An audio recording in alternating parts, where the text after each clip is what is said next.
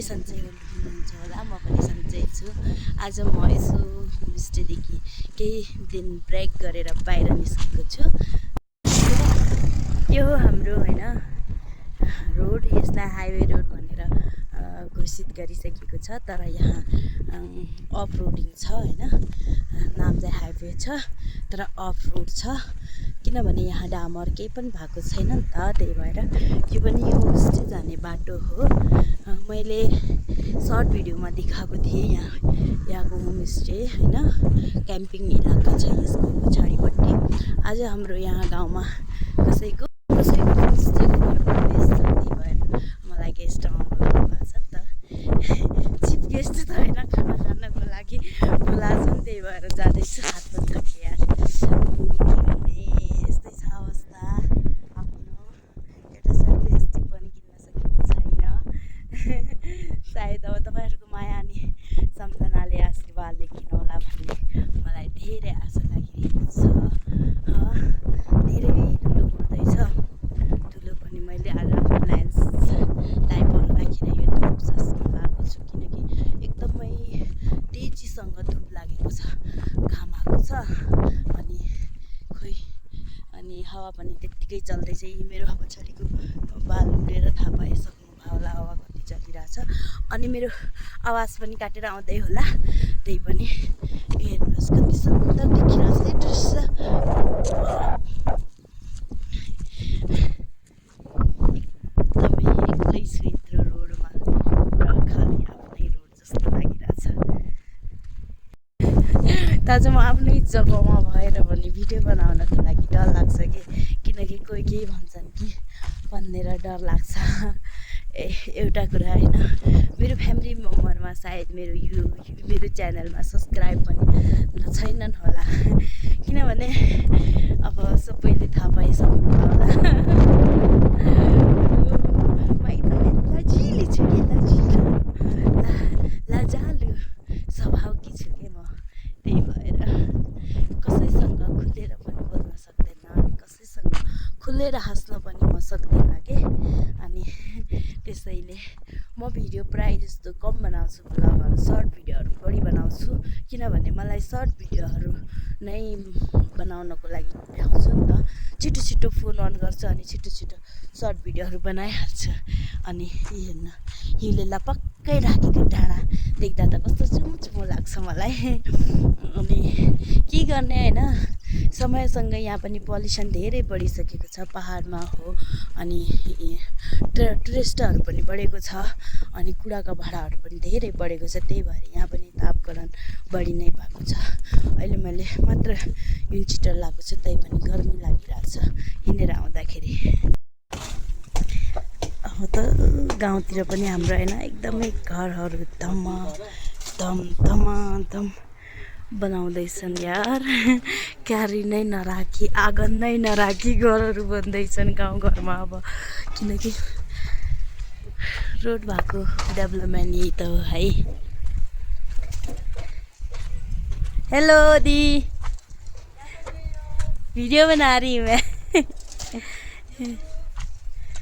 दिदी भेट्योसँग कुरा गरेँ अनि एक दुईवटा शब्दहरू बोले, अनि म फेरि आफ्नो भिडियोलाई कन्टेन्ट दिँदै लागेँ आफ्नो गाउँको गल्लीतिर। यस्तो है, कस्तो पुरानो घरहरू छन् हाम्रो यहाँ, धरोहर नै भनौँ न है। अनि यहाँ खेतीमा 6 महिना मात्र बारीहरू हुन्छ, अनि यो एप्पलहरू पनि 6 महिनापछि पुरा नै सुक्छ। 6 महिनापछि पुरा यहाँ उजाड जस्तै भएको हुन्छ के। यहाँ लेकतिर प्रणाम,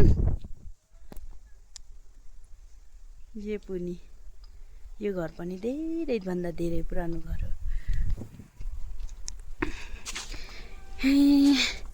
के गर्ने, यस्तै छ यहाँको गाउँको बसाइ अनि गाउँको जिन्दगी। सायद गाउँमा बस्नेहरूलाई मात्र थाहा छ के कस्तो हुन्छ भनेर होइन। यहाँ अनि स्कुल पनि छैन, केही छैन। म पनि अब केही दिनपछि तल झर्छु, किनकि मेरो नानीलाई पढाउनु पर्छ, त्यही भएर। आजभोलि यहाँ होइन हाम्रो पूजाको स्थान हो, तर यहाँ बनाइसकेका छन् पार्किङ पार्किङ टाइपकै गाडीहरू आउने बाइकहरू बस्ने जेहु भगवान् रक्षा गर प्रभु सबैको रक्षा गर। त्यसपछि यहाँ हाम्रो ग्राम सभा हो, यहाँ वाइफाई पनि चल्छ। खाना खाना आयो होइन, त्यहाँ खाना नै पाकेको रहेछ, त्यही भएर म गुगल खोल्नु भनेर बाहिरको नजारा देखिरहेको छु। पछाडि होमस्टे, अगाडि होमस्टे हो, फुल देखिन्छ है ठाउँ। वाउ,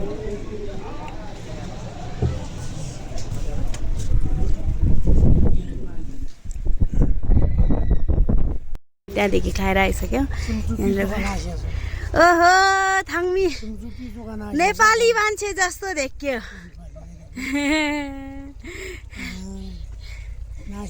कैसे लगा यहाँ आके? बहुत ही अच्छा फैमिलियर जैसा लग रहा है।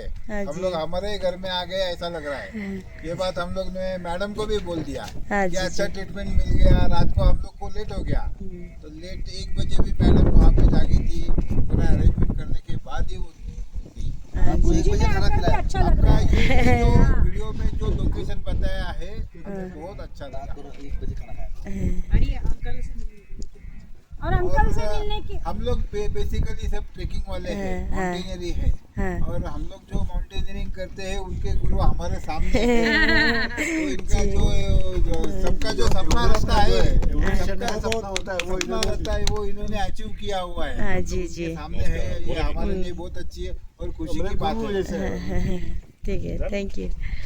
हमारे लिए हमारे गेस्ट कुछ लाए हैं गिफ्ट हमारे लिए, ये हमें दे रहे हैं।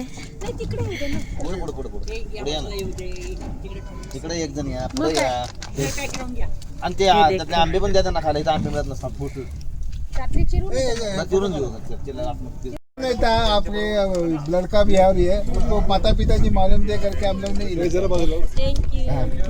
थैंक यू बहुत अच्छा लगा, खुशी हुई हमें। दुसरे को तो आप खाने के बाद हमें बताइए कि आपको अच्छा लगा क्या।